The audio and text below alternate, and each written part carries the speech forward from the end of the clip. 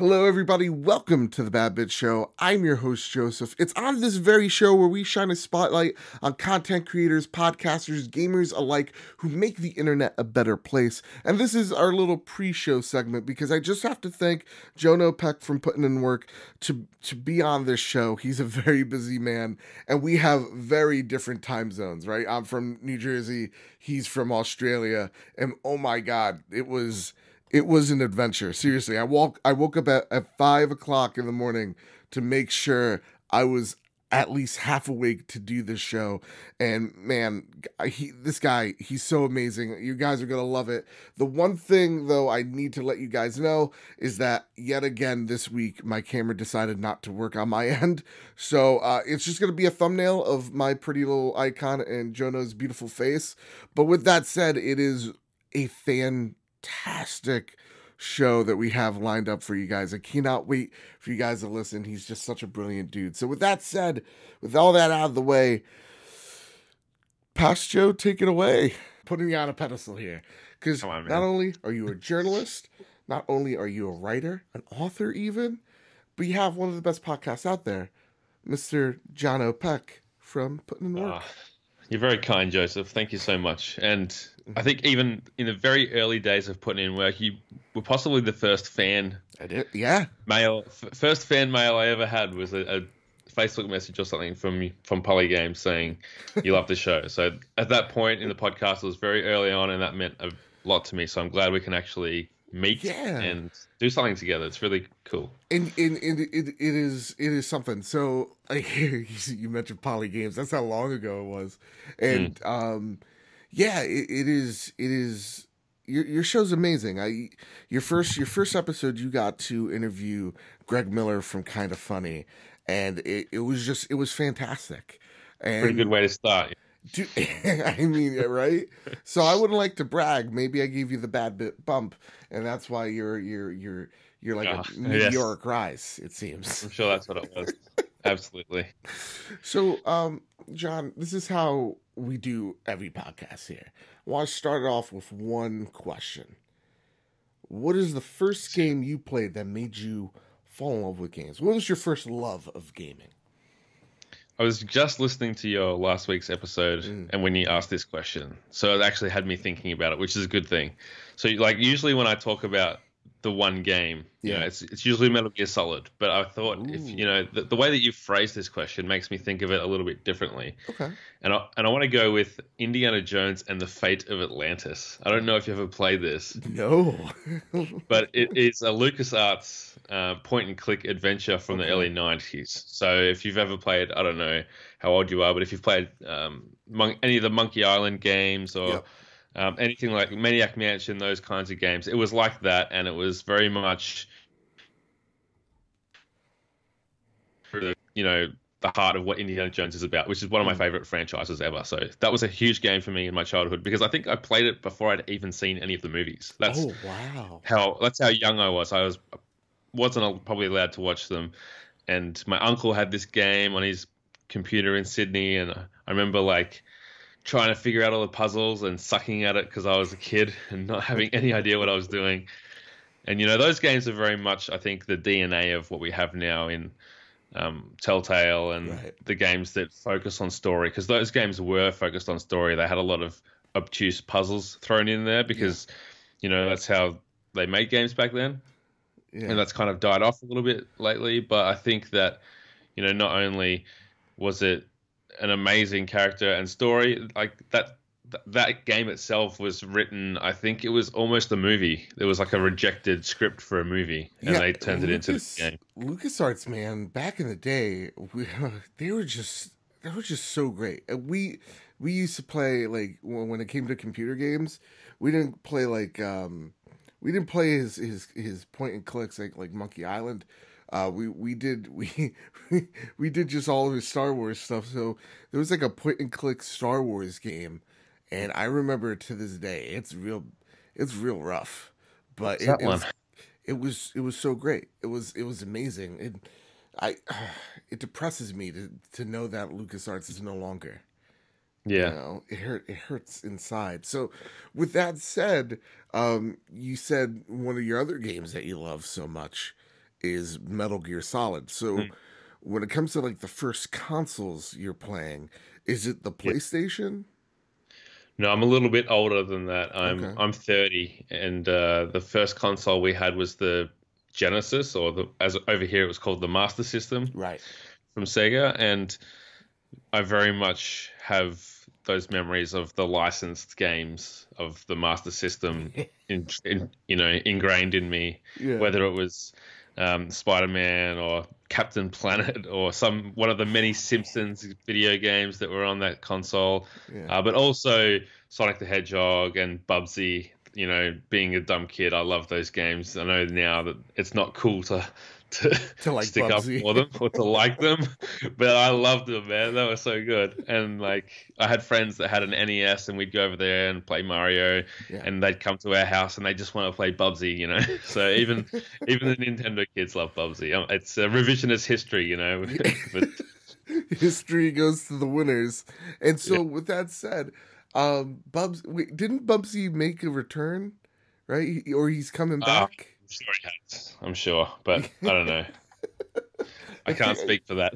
Oh God, I just remember like there was a lot of humor in that game, and a lot of kind of like pop culture references that probably flew over most people's heads, including mine at the time. But I just remember it being a fun platformer that was a little bit too hard. When you're a kid, you don't know what a good game or a bad game is, right? You got a game, and so we're gonna play it. You know what I'm saying? Like, that's it. And the way it was, we would just, for a long weekend or whatever it was in the middle of winter, it's too wet to go outside, we'd go and rent a video game, and we didn't buy that many, but it was I have more memories of renting games than I do of actually owning them.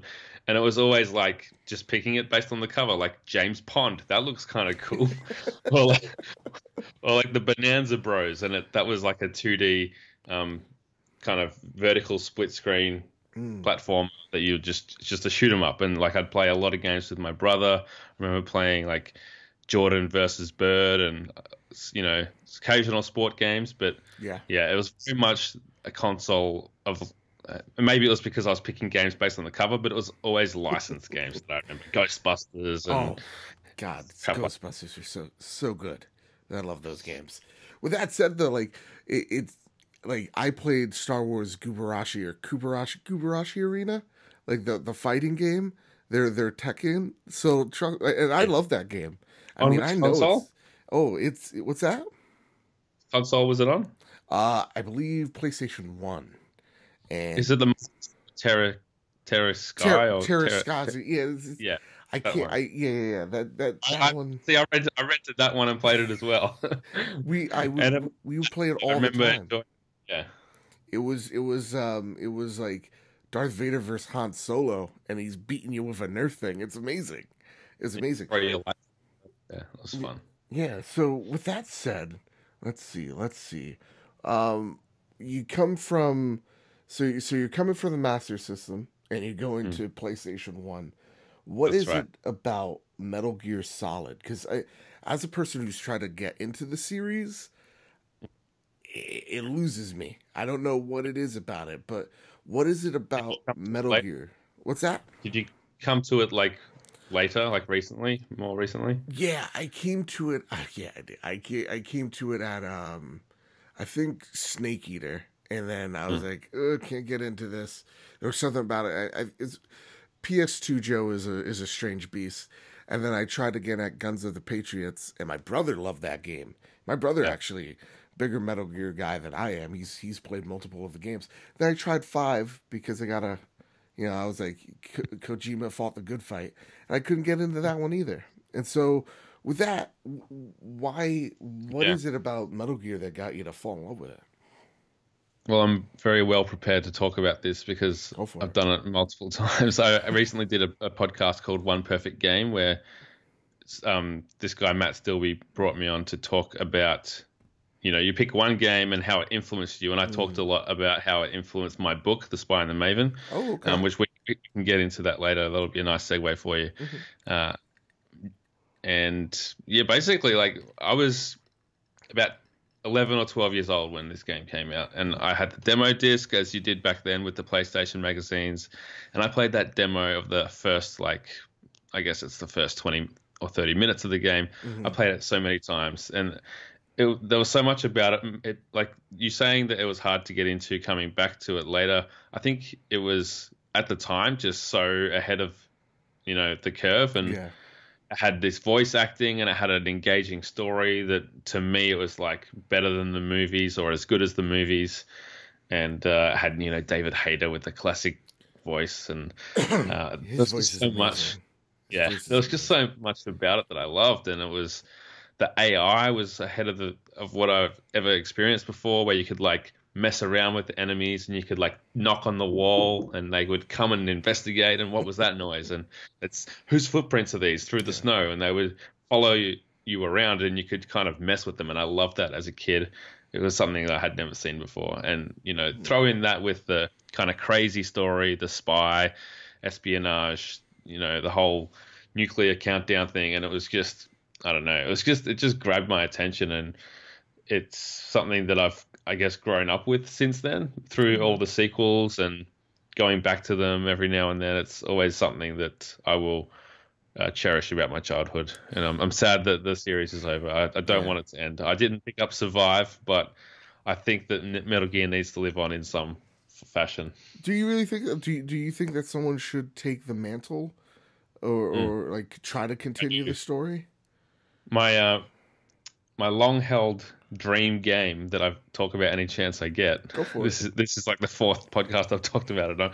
Is for, I guess, Konami to remake the original NES Metal Gear. So not the Metal Gear Solid that we know from PlayStation, but the actual NES game that introduced Solid Snake and a lot of the tropes that became common throughout the series. Gray Fox and the whole like using cigarettes to see laser beams, and having to wear a gas mask and use rations and transport yourself through trucks. Like all these elements and gameplay mechanics that were in later games began with this NES game. And not only that, but it was a game where you actually had to implement stealth, and that was pretty unheard of, where every game was a shooter back then, you know? Yeah. So yeah, it was a great game. It had a story. It's pretty basic being an NES game. Yeah. But the thing is, there's the bones for a real deep story there, and there's so much lore in the Metal Gear world that we've seen fleshed out as the games go on, that I think that people would really eat up that origin story of, or it's an origin story in some ways, but it's also like a continuation of. So Big Boss is the character for Metal Gear Solid 3 and 5, and it's kind of that gap in between Big Boss and Solid Snake becoming what we know. It's Solid Snake's like first mission that we got to play. So I think that would be an amazing thing to see in the current engine that they're using, the Fox engine. But do you think people would be on board with that though? I do, because it's people are obviously on board enough with Survive for that game to exist, and have sold however many games it has. Yeah, so true. I think people seeing an original story that's in that world, not some bastardized, zombified version of it, I think people would eat it up. And I think, there are a lot of people who rightfully will say, I won't support Konami for whatever they've done. But then there are a lot of people that just love Metal Gear, and they don't really care where it's coming from. If it's done well, it needs to be done well. Yeah. It can't just be, a hatchet job. It can't just be a Metal Gear Survive. It can't just be rushed together. Hatchet job's not the right term, but it has to be treated well, like J.J. Abrams style. J.J. Talk about J.J. for a second here.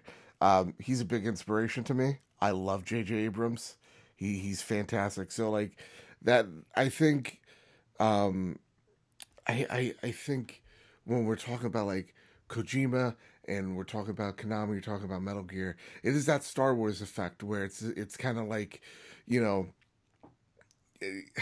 you have to treat it. I think both sides have to treat it with respect. Whoever's taking it, but like Konami as well. So like when I look at Star Wars and seeing the successful movies that it has, depending on how your feelings on them, it's awesome because you got like directors that love the series, Yeah. and then you have a studio that is willing to support them. You know, so it you know, or Yeah, it has definitely. that vision. So with that said, I wanna dive a little deeper. So there's your origin story, right? And I guess Metal Gear is your Uncle Ben. Yeah. With that, what got you? You know, at this point, are you considering yourself like a gamer? Like this is what I am. Has there ever been like a drop off point for you? Not really. I mean, what do you mean by drop off point? Like I always feel like there's times like mine Mm. was somewhere in high school where like I took like a year or two off of Yeah. games. Okay. Yeah. So similarly, I really got into uh, music later Okay. in high school and playing in a band and that kind of thing. And I think that era was kind of the tail end of the getting towards the tail end of the PS2 era. 2005.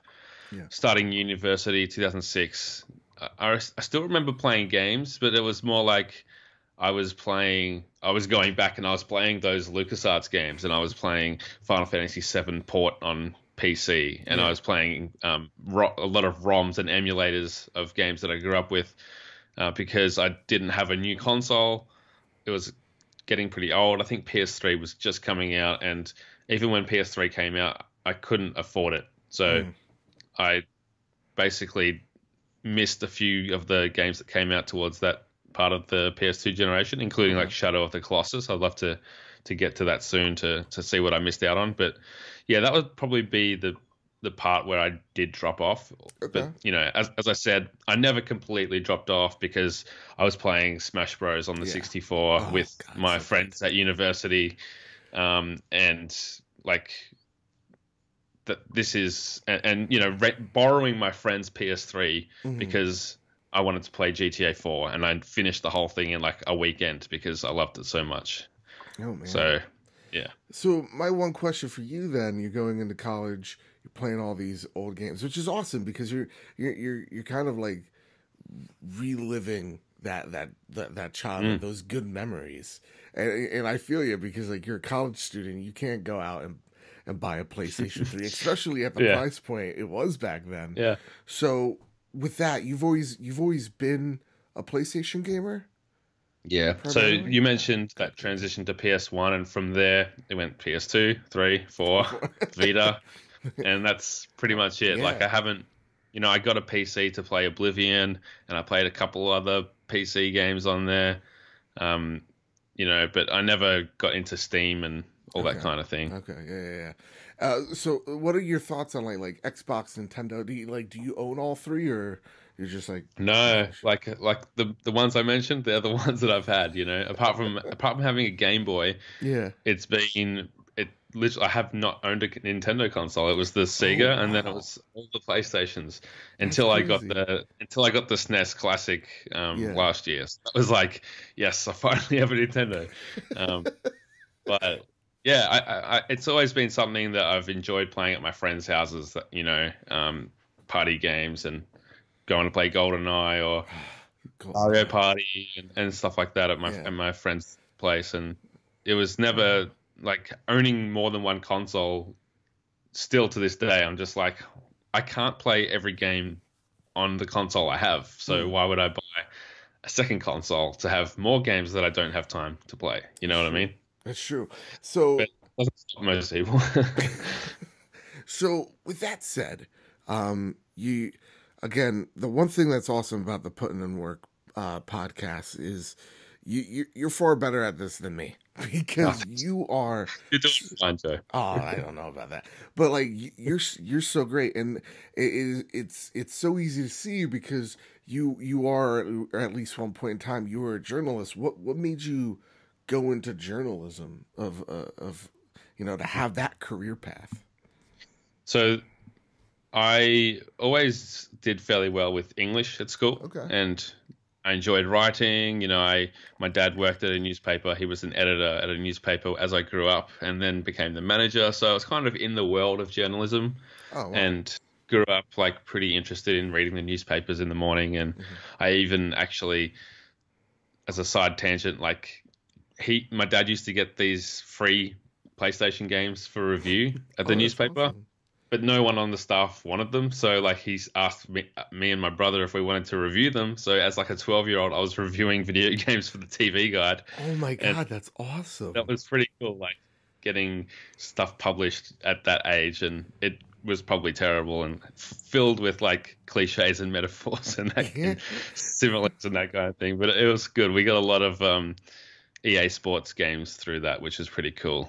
Oh, Yeah, wow. a good exciting time. That was kind of the towards the end of the PS1 generation.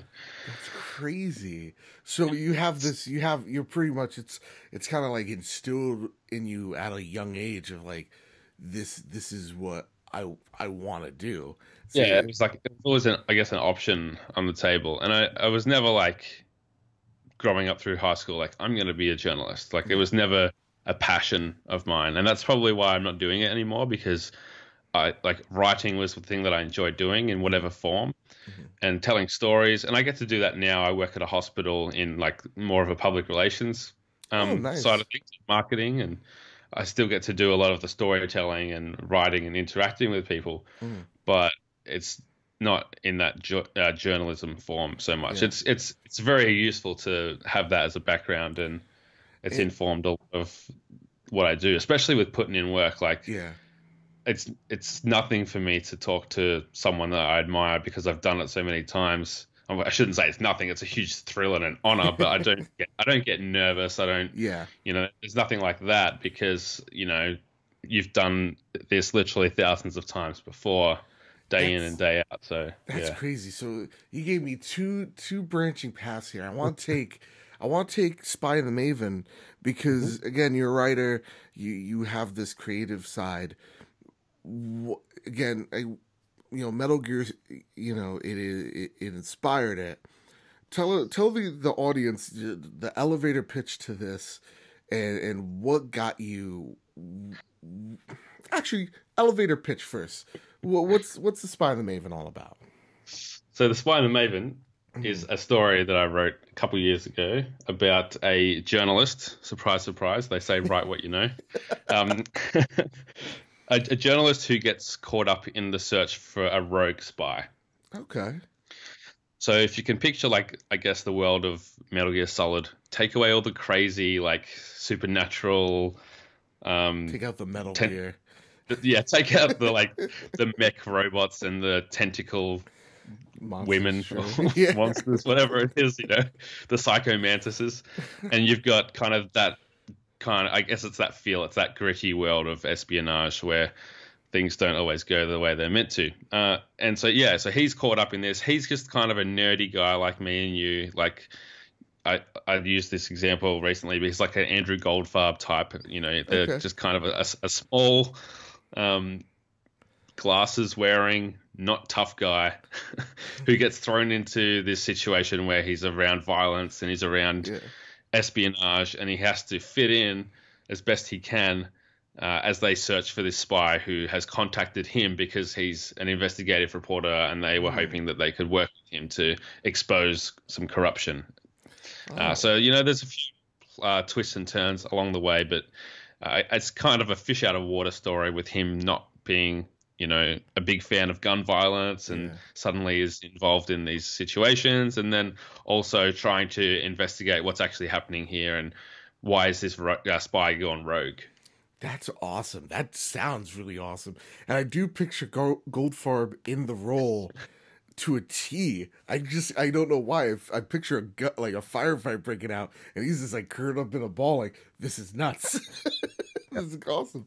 So I'm using him as the example because that's like I met Goldfarb. He actually pre-ordered one of my books in like the that's crowdfunding awesome. campaign. He was at the IGN offices when we toured there for Kind of Funny Live 3.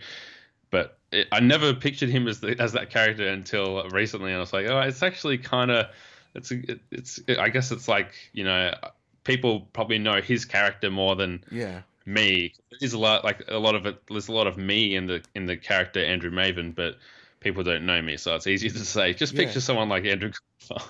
That's awesome. That is so crazy. So, what is the feeling like putting out your own book and making it and publishing it? Like, how crazy is that to go up to people going, "Here's my idea." Like, what's it like?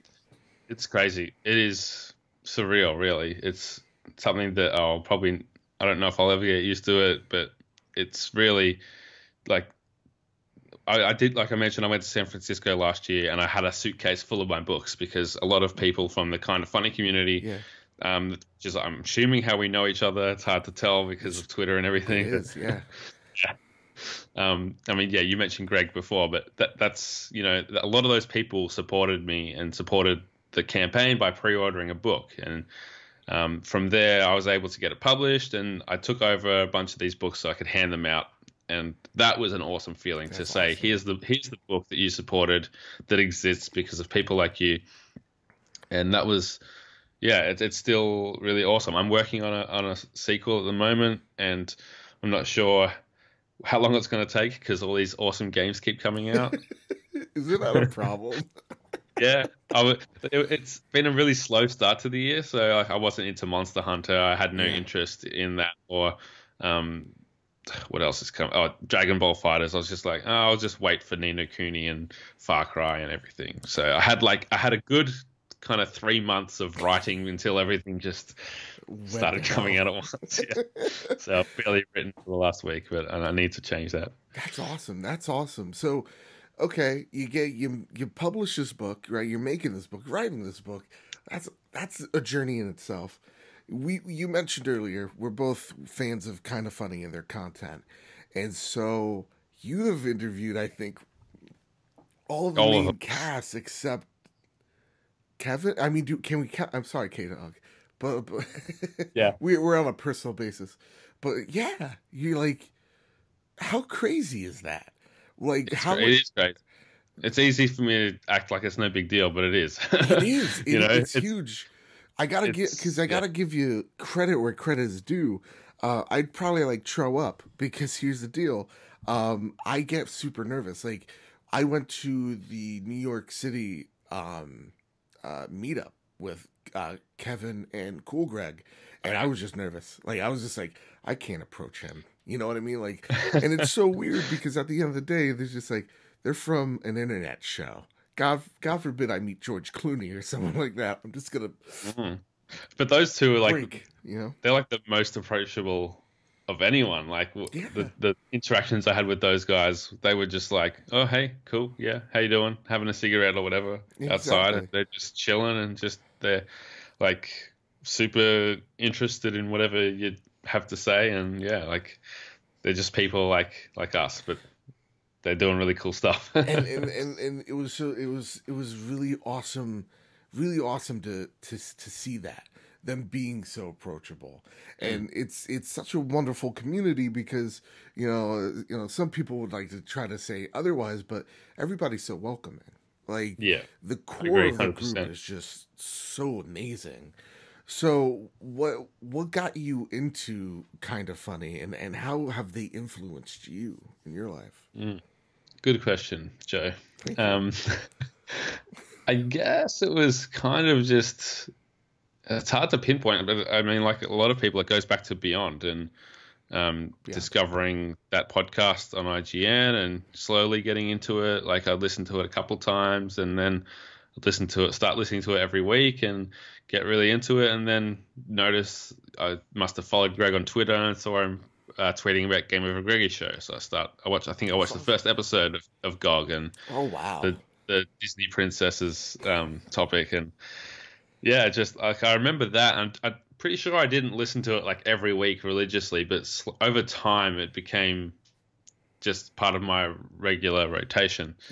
And and I really credit especially Beyond with getting me into video games in a way that I wasn't before. Like, it was like I mentioned my whole history, but I was never into like, oh, which developer is working on this series and what games have they made before, and release dates and all this kind of thing. Like I wasn't really into the industry of games. I just played them like, oh, like I guess you could call me a casual gamer. Like there's a new Uncharted game coming out. Sweet, I'll pick it up, knowing nothing about Nolan North or Naughty Dog or Amy Hennig.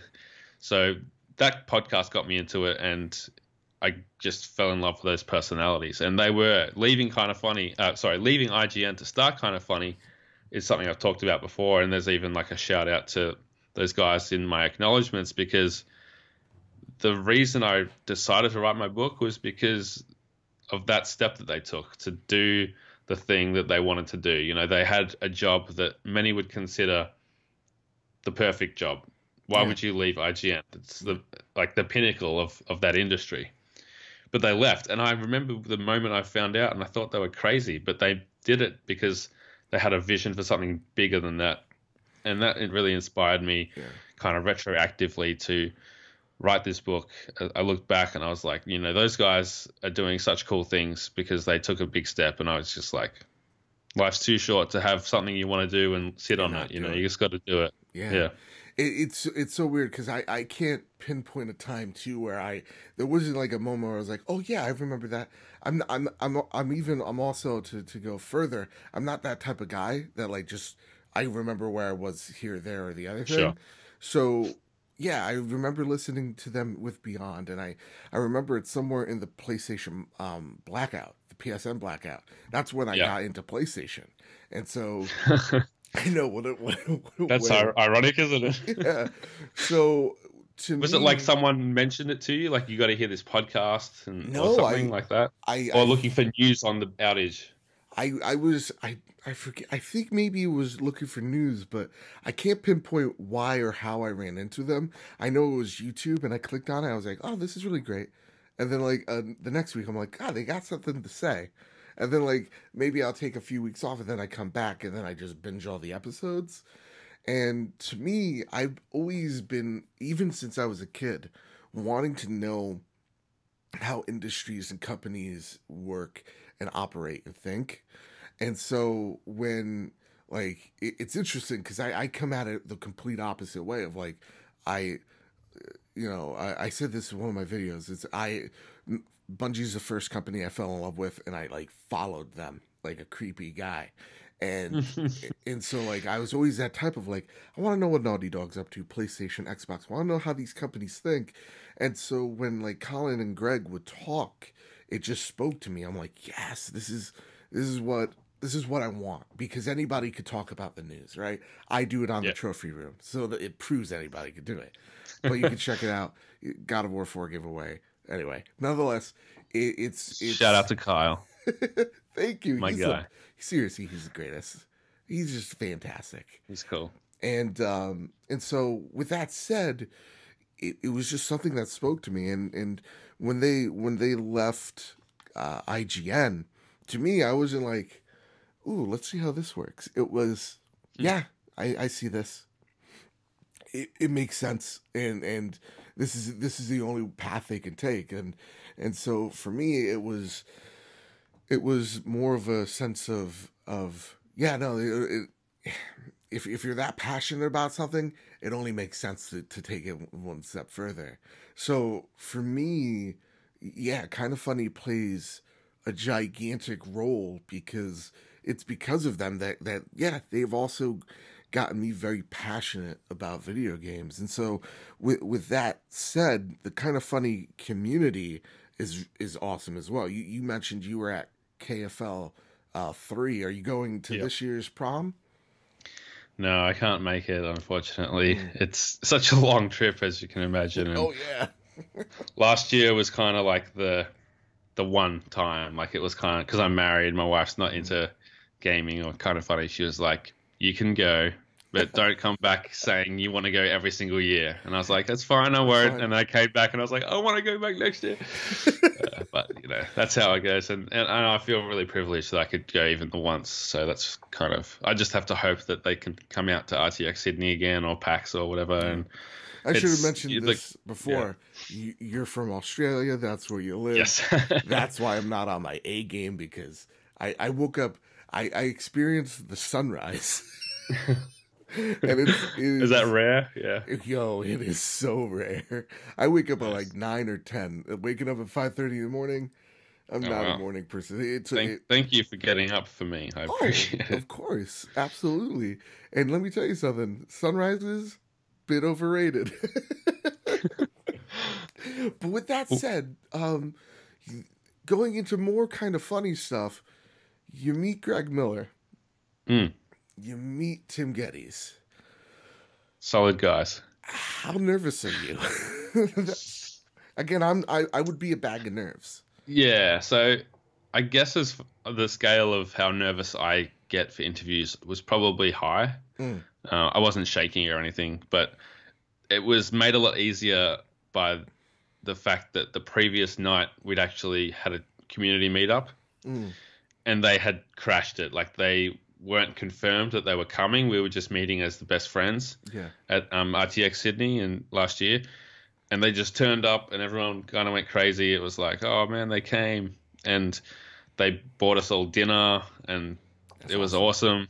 Yeah, it was so good. And such a great time to, spend with the best friends, but also Greg and Tim walking around and making sure they got to talk to everyone and just be that, embody the best friend spirit that they talk about so much. That was awesome. And it was awesome. It was, I keep saying awesome because that's really what it was. But like, when I met them, they recognized me from Twitter, and they were like, "Oh, Jono, like, it's great to meet you. You're such a positive voice," or something like that. And they just mentioned how they always see me on Twitter, basically. And I was like, "Oh, I'm interviewing you guys tomorrow," and they're like, "Yeah, cool." So that kind of broke the ice a bit. And then, turning up the next day, it was kind of a little bit of familiarity. So not really a nervousness. If there was any nerves, it was more because I wanted to do it right and do it well and get through my questions, because the amount of time that I was promised was like cut in half. So I had to kind of, adjust on the fly what I was trying to get out of that interview. Yeah, they're, for the most part, they're very good at being real with you. Like I definitely believe in that message. Like, to me, what the best friend mantra, for those of you who don't know, what is it, and to you, how do you define it? Yeah, it's interesting because occasionally I'm in the kind of funny Facebook group, and occasionally someone will kick up a stink about people, we're not really best friends, and it's just a marketing scam or whatever. And it's like, if you've been to an event, you know what it actually means. You understand it, because there's a sense of wearing the kind of funny t-shirt. It's like a uniform. You can walk up to someone and just start talking to them, and because they have that mutual connection, they are like a friend, and it's like you're just getting to know a friend. Yeah. You don't have to bridge that gap of, oh, what are you into? Because you're a kind of funny fan, so it's like you narrow the spectrum immediately, and just like, figuring out, are you a PlayStation gamer or are you a Nintendo gamer? And I just think that it's, there are good people in every community. There are probably bad people in every community, but I'm part of this community, and that this is the one that I've kind of chosen, and it's pulled me in, and it's been nothing but awesome to me. So the best friend thing for me is very real, and some of my best friends have come from that community. So, and like, I wouldn't know Kyle. Kyle wouldn't be my co-host if it wasn't for them. So I owe them so much, because to me, there is this like camaraderie of like, like, you're wearing the shirt, that means we have something in common. That means you're probably a chill person. We could talk. I've been approached. I've worn, my favorite shirt is the PS I Love You shirt, and I was wearing it one day going to class, and this one guy goes, "Yo, you from you're not from Kind of Funny, God. You're from the Kind of Funny Facebook group?" I'm like, "Yeah." He's like, "Oh, same here, man." And like, we had like this awesome conversation. Cool. It took me by surprise, but it was just like, yeah, it's very real. And when I think of the term best friend, it's really to me the golden rule of like, yeah, no, we're not best friends, but it's treating people the way you want to be treated. How would you treat your best friend? You wouldn't treat him like an asshole, I hope. Like, you have a bond. And so when people go like it's a marketing scheme, I'm like, come on now, because we every company, it was so organic the way it came up. Yeah, every company has to have, or everything has to have a niche. Like, so for Bad Bit Games, it's about, it is similar to Kind of Funny of let's come together as gamers, have a dialogue, and to make us better community. They are the best community. That's fact. When I say like they make me better day in, day out, and we make each other better, and it's about us, I mean it. So it's not it's easy to say it's a marketing term, but you can see when it is and when there is passion and actual thought behind it. And so that's why I like Kind of Funny so much, is because they mean it. Or at least they sold me on the idea, So yeah, absolutely. To me, I think it's amazing. It's also like it's a big group, but it's also not. It's actually quite small, like when you think about it, because if I see someone wearing a Chicago Bulls t-shirt, I'm not going to walk up to them and be like, "Hey man, you like the Bulls? I like the Bulls." Like there's millions and millions and millions of Bulls fans all over the world. It's not small enough to know that you have something in common necessarily. That's so but true. Yeah. If you go to RTX, for example, there's Achievement Hunter and there's Funhouse and it's everywhere. And then Kind of Funny is like the smallest group of those groups. From like the fan base is, from what I've observed anyway, going to RTX last year and to PAX and stuff like that. But because it's smaller than those other groups, you have even more of a connection with those people that are wearing the uniform, as I put it. It's more intimate in terms of like, absolutely. that small bond. And it's the difference between someone wearing like an IGN t-shirt and wearing like a Beyond t-shirt. That makes I think that is the best way of putting it. The beauty of Kind of Funny is it's small, but also what I really like from them is like, I remember one of the first disagreements that I was like, something ain't totally right. Or there lacks some cohesion in the vision, is when the one episode where Greg and Collin, they're talking about Easy Allies before they were Easy Allies. They were game trailers, and they're talking about how many followers or like how many people they would like, and Collin was like, I don't want 1 million people, and Greg's like, well, I wouldn't hate it, like I wouldn't mind it as long as we all know each other, as long as the Kind of Funny best friend thing stays, then I don't mind. If everybody's in on it, that's amazing. And to me, I have like the similar mindset that like they say they do things, and sometimes it isn't the most popular thing to do, but they do it, and it's a perfect way of kind of like, like Kind of Funny isn't for everybody, and so you kind of weed out the non-believers, I guess, and the true fans that really stick. And I think by doing that, by being yourself, and by sometimes not choosing the most popular thing, it's better that way. So with that said, you interviewed Collin Moriarty, who to me is one of the inspirations of Bad Bit Games, and I say this all the time. When it comes to games, and it just proves to me how powerful the medium is, because if Collin was, we're two same people in the video game realm. On everything else, we couldn't be more different, to lack of a better term. So I have a lot of respect for him. What was it like, and how did you get him on your show? So Collin, being a writer, I suppose, was drawn to my campaign for crowdfunding. I think it was actually through Erin. Like, I think his girlfriend Erin follows me on Twitter, and she knew about my book, and she said, hey, she DM'd me one day. She said, hey, Colin's going to talk about your book on Colin and Greg Live. And I was like, oh yeah, that's awesome. That's Because awesome. I was kind of just getting, I was getting very close to my crowdfunding target. And I thought, yes, I've definitely got to hit it now. And I actually did hit it just before he talked about it. That's awesome. But it gave me a nice little bump at the end over the line. So yeah, he just gave it a shout out and said, you know, this is a best friend who's done this great thing. He's written a book. It's not hard. I mean, it's not easy. It is hard. And I think being a writer himself, and one of his kind of bucket list things is to write a book and write a fictional story. So I think he had a great deal of respect for what work went into that. And that was kind of, I guess, when I came onto his radar. And then after that, I was talking to a friend who designed the cover of the book and just like throwing around wacky ideas. And I was like, oh, I should get someone really famous to write the foreword for my book and sell heaps of copies. And then I thought about it a bit more. And I was like, I'm going to ask Collin.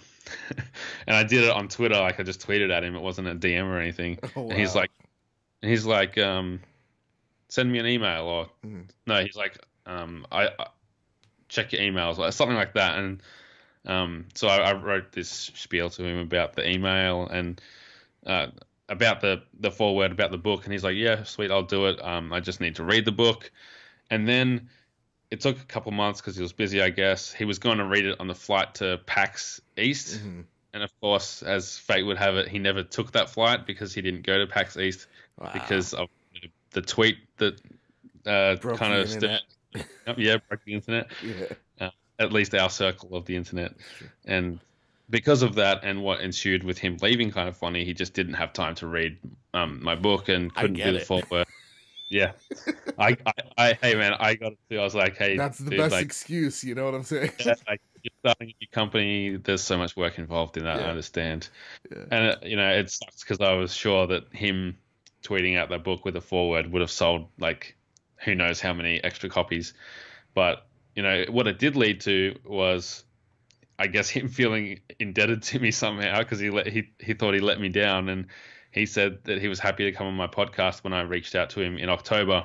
So this is a long way of saying that, you know, it wasn't just out of the blue, me asking him my podcast, but over a period of time, we built this relationship, tried to get him on for a couple months, and he finally did, and it was great. It was awesome. It was one of my favorite interviews that I've ever done. And I was fortunate enough to get onto Fireside Chats a couple of weeks after that onto his podcast. How is that? That is nuts. I'm getting chills for you. How nuts is that? It's crazy. It's that's more surreal than anything because like the book wouldn't exist without Greg and Collin, and people pay like thousands of dollars to go on Game Over Greg's show, like as a Patreon tier. And then I just kind of offhand suggested to Collin, hey, you know, if you wanted to try to do an interview over Skype, I'd be happy to do it and talk about the book and everything. And thinking he would say no because all of his podcasts are in person, he was like, oh, it worked pretty well with your podcast. Let's give it a shot. And we did that. And yeah, it's awesome. Like more people have probably heard that podcast than everything I've ever done combined previously. That's incredible. Like, we have a, I guess at this point it's a thing that we do here at the Bad Bit Show where we have to mention our friend Bobby, the Nintendo guru. And he actually, it was just all fate. Like it was just one day he just asked and Collin looked at it at the right time and he had him on his show, and it was nuts. It was incredible. And like, I can only imagine that feeling. And for me, that's why I don't reach, I think it's a great thing about the Babbitt Show. I don't reach out to many people because I just get very anxious person. So I'm just like, all the time, I'm always like a deer caught in the headlights. So like with him, to even be invited on that show is just, it's incredible, man. It's nuts. With that said, you interview Collin, and that goes swimmingly. I listened to it. It was fantastic. Oh, thanks, man. It seriously is. And he what is it? What is he like outside the microphone, outside the camera? Like what is Yeah. he? Is he the same person? Is he a little different? Yeah, he's the same. Like he's what you've seen on kind of funny content. It's the cameras are rolling there so often that I think you really are seeing exactly as they are, and that's what I've experienced from my interviews with those guys as well.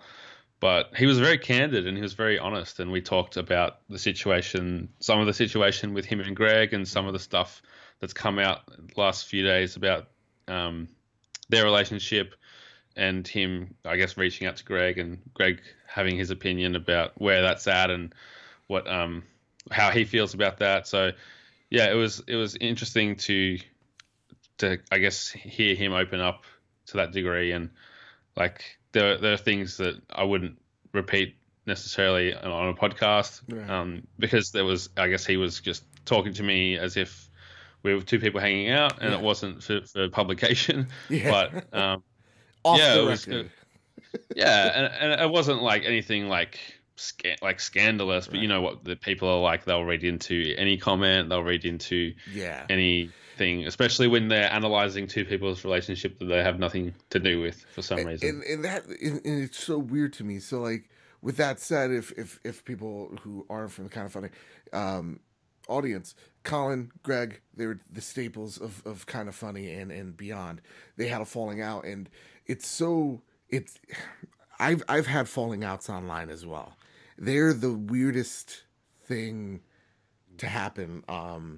Like I had a falling out with someone, and we had just a little brief Twitter spat, and then Joseph said to himself, "Control yourself." and it's so weird when you're not even in the public eye to nowhere near the extent of Collin and Greg, but like people are asking you like, "What's up? What's going on?" And even like still to this day of, "Hey, what's going on between you two?" It's just like it's super weird. And like a few days ago, Collin tried to reach out to Greg or whatever have you, and Greg didn't want it. And to me, I totally understand that.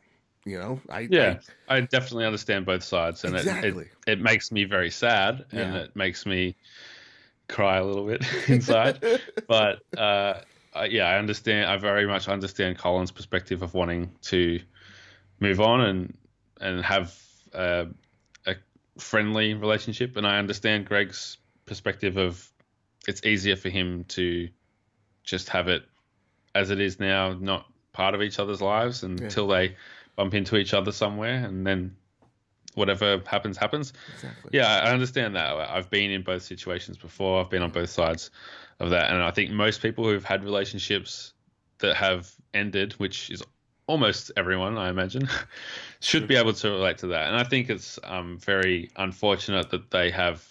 Well, it's not unfortunate that they have a huge platform, but they have a lot of people because of that platform telling them, "Why don't you do this? You should be doing this," and it's really none of anyone's business. Yeah. And a lot of people go, "Well, if you guys are best friends, you should work it out."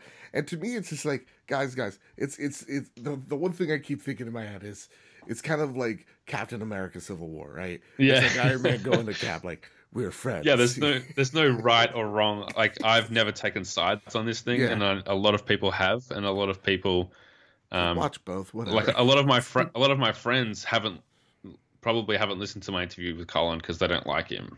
And that's an opinion they have, and there are probably people who listen to my interview with Collin that wouldn't listen to one I did with Greg if I did one now, because they don't like Greg anymore. They think that this comment that he made or this whatever, it's like, oh, he's dead to me now, and it's like, man, these people are very extreme. and I think it is to where it's their stronger suit. It's also the detriment of being a best friend. Of people see it in so many different ways. Like, because we have this intimate relationship with each other, it is so small and tight knit that you do maybe feel it as a slight or a betrayal in some way. But like, to me, like, it doesn't, like, I enjoy both of their content, and I move on with my life because I can't be stuck having a gripe against what they did nothing to me. So to Yeah, me, I wish people would just be open-minded. yeah, and Yeah. like polite on the internet. Like Well, you don't have to tell someone when you've decided you're never going to listen to their content again. yeah. You don't have to tell them. You don't have to. Yeah, trust me. Trust me. I know that. And you know it. It makes me sad when people are like, yeah, I don't want to listen to Colin. I'm like, well, the guy has something to say. Like, to me, again, politically, two different sides of the aisle. But I always listen to him because I know if given the chance, he'd listen to me. And the way he, the one thing I love about Colin that I take to bad bit is going, I'm just going to say what I think, and if it's not going to be popular. And sometimes it isn't. Sometimes it's going to be really popular. And so, like, right now I'm making a video at this very moment, hopefully it makes it, of like, I don't like Game Pass. I'm Mr. Unpopular Opinion here. I actually think at this point, kind of dumb. And so, like, I know I'm going to get a lot of hate for that. Like, I got a lot of hate for my Labo video or anytime I make anything about Sony or Microsoft. But I'm going to say it because that's how I feel. And it's not like I'm like, this is fact. Oop, that's my phone. This is fact. There's no one that could change my mind. The beauty of it is just my opinion. And if you have your own, let's talk about it. But we don't have to be mean, So with that said, I talked about my spiel. I want to know what got you to start putting in work. What is the inspiration? How did you get it working, and how do you keep working at it? I guess the inspiration would be podcasts that have done similar things, like Mark Maron's podcast, WTF. I don't know if you're a fan of that one, but very good. It's one of the biggest podcasts in the world, really. And it is very much an interview show every week, different guests. And that's something that putting in work is kind of in the mold of, especially in the format where, it starts with Mark talking about his guest, and then it have the interview, and then it ends with him plugging whatever he wants to plug. And that's how I do my show. Yeah. But it's also inspired, I guess, by Pockets Full of Soup in a similar way that I wanted people to, which is Jared Petty's podcast for people who haven't followed along. Very great podcast. Get into it. It's a podcast about people talking about someone they're thankful for. So with that show, again, very different from putting in work in the content, but the message is similar in that I guess the delivery is similar in that I want them to communicate something about themselves through talking about what they've worked on. And I guess as the most simplest terms possible, I got these interviews with Greg and Tim at RTX, and I knew I had to do something with them. So I started the podcast. That's the reason. Like, That's awesome. It was out of necessity that I started the podcast because I didn't want it to be for nothing that I had a chance to interview these people. And I kind of just thought about them, and then I thought about who could I get as my next guests, episodes 3, 4, and 5. And a few people popped into my head from my own life that I knew who had, one of them was in a band, one of them was crowdfunding a watch that he had designed and released on Kickstarter, and another one was writing a book like I was. He'd released a book, so I wanted to talk to him. And then I had another friend who was working on visual effects for Hollywood movies. And I'm like, okay, I actually know quite a lot of talented people who've, done awesome things. So I'm sure that I could do maybe 20 episodes of this podcast. And maybe eventually I could start reaching out to people in the Kind of Funny community because there's an endless amount of talented people there. It's crazy stupid how talented it is. So and especially when you open up the format to people who have inspiring stories regardless of what their creative juices are like. Yeah. So I guess that's really what happened, and it just keeps going, and my list is growing longer all the time. There's people that I've had on there for a while that I don't know if I'll ever get to them because I keep getting responses from people that I've always wanted to interview. People like I had Nick Scarpino on the other day, and I've just literally a couple of days ago interviewed a guy from Monolith Productions who he's the vice president of creative with, the studio that made Shadow of Mordor and Shadow of War. So that's really cool. And I just hope that they keep coming because it's a lot of fun and people are really enjoying it. I think it's up to episode 60 now, so it's going pretty strong and doesn't look like it's going to slow down soon. That's so awesome, man. It's really great to see. Again, people put it. I'm gonna put a pun in there. Putting in the work and making things like it again. You inspire me. Janet inspires me. Sean, all these people. Thank you. There's not even a problem. There's this sacrifice to. And this balance you need to have when you're doing a podcast or a YouTube channel. You need to be consistent, and it's easier said than done. So my last question for you is: you got a lovely wife, you got a lovely job, you got this awesome podcast. The balance, how do you strike it? Because it's incredibly hard. And like I run this small little podcast and YouTube channel. And I don't have time. So how do you strike that balance? It's a good question. I talked about it a fair bit on the fireside chats that I did with Collin as well. So I'll be repeating myself a little, but basically I think it's about prioritizing time and making sure that nothing's really wasted. And when I say wasted, I mean, like I play a lot of video games. Some people would consider that wasting time, but I don't. Right. But I'm not like going back and like, I'm not playing games that like Overwatch and Destiny that suck literally thousands of hours out of my life. That's not something that I'm into. So I think it's just about making the most of the time you have. There's only so much time in the week. So I think if you can look at a podcast like Puttin in Work and think, okay, it's about an hour to interview and talk and set up the mics and everything. Yeah. And then editing's a couple hours. So what's that, like 3 hours out of my week? It's not that much if you think about it. Like it's not easy. And there's often a lot of planning involved. Like even just us organizing this podcast took a bunch of DMs back and forth, but it can sometimes be a lot more work than that. But it's, if you look at that's the same amount of time as watching a movie or watching 2 movies. It's not that much. It's just you have to make time for it and you have to prioritize. And it's the same with like writing my book.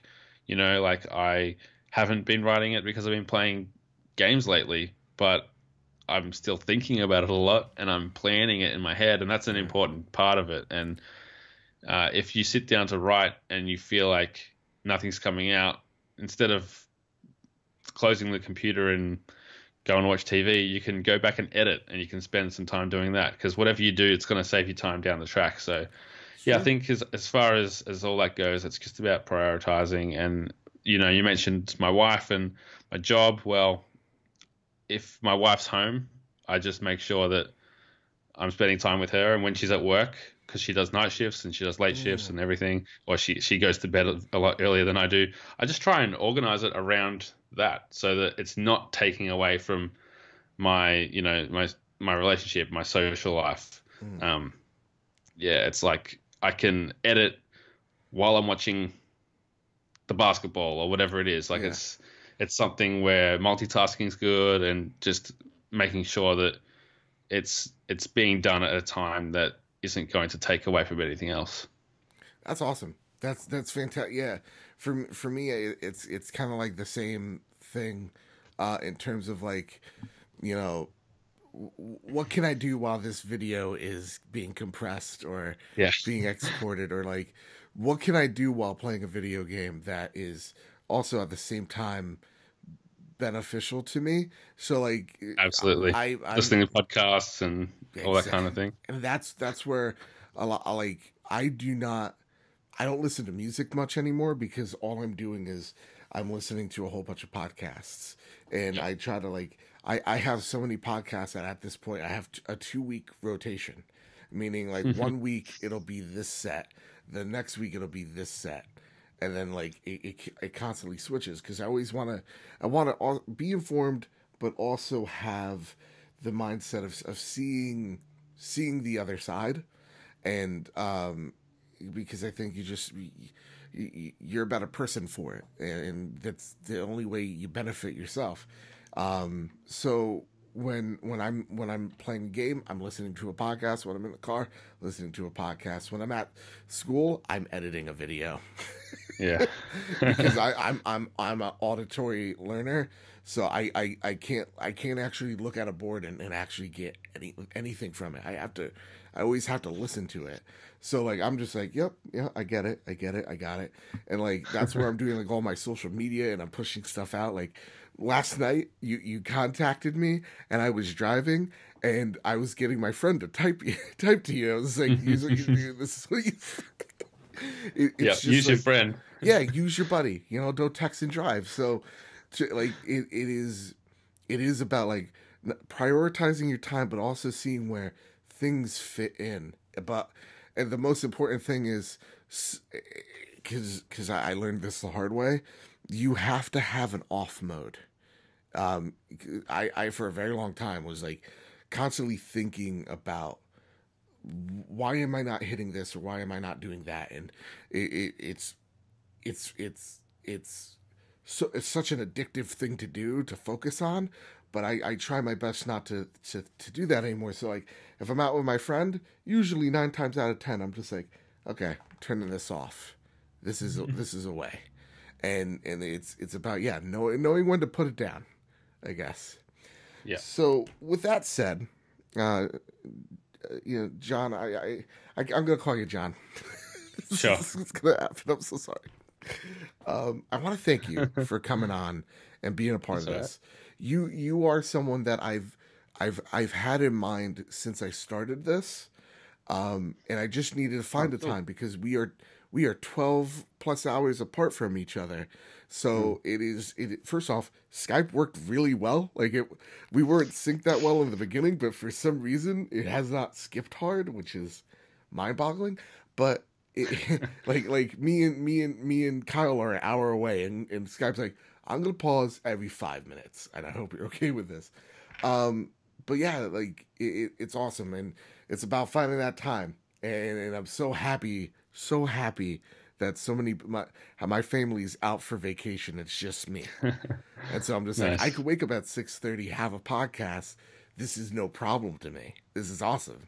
So with that said, how I end the Bad Bit Show is you can find me at at Mr. Badbit on Twitter. If you're watching this video, guess what? You're already here on YouTube, so you might as well like, share, subscribe, comment, and with that, I'm going to let you do the outro. Where can they find you? Sure. Just bam.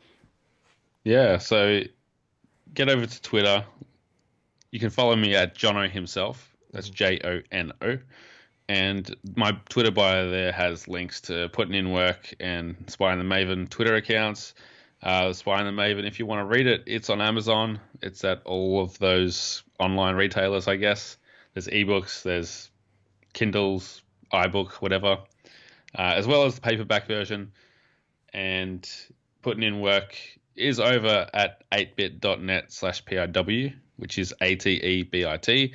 It is part of the 8-Bit Podcast Collective, which is a group of, there's like 8 podcasts that we are under the banner of 8-Bit, including there's like video games, there's news and current affairs, Nintendo podcasts, there's D&D podcasts. So nice. It's quite a bit of quality and variety over there at 8-Bit. It's great to be part of that community too. Nice. Yeah. Also, before you end the show, I have to say this. Yeah. I think I was at Amazon Books, and I saw your book. It was sitting on a shelf. You kidding me? I shit you not. And I was just like, I know that guy. You didn't take a photo? I'll be honest, I think I did, but it's not with me anymore. I'm so sorry. But that's an episode of the show. You got to go back there and take a photo because that would be very significant to me. Oh yeah, no, definitely. I've only heard of it being on one of the bookshelf, and that's at like the bookstore in my hometown. Like they ordered a couple copies in. So if you saw it on a bookshelf, I would really like to know. Okay, yeah, I'll go back. I'm going there in a few days. If I see it there, I'll take a picture of it. Yeah, sounds good. Thanks for having me on, Joseph. It's been awesome. No problem, man. Everybody, have you know what? Keep your wits about you. Have a nice one. Keep putting in work. Yeah.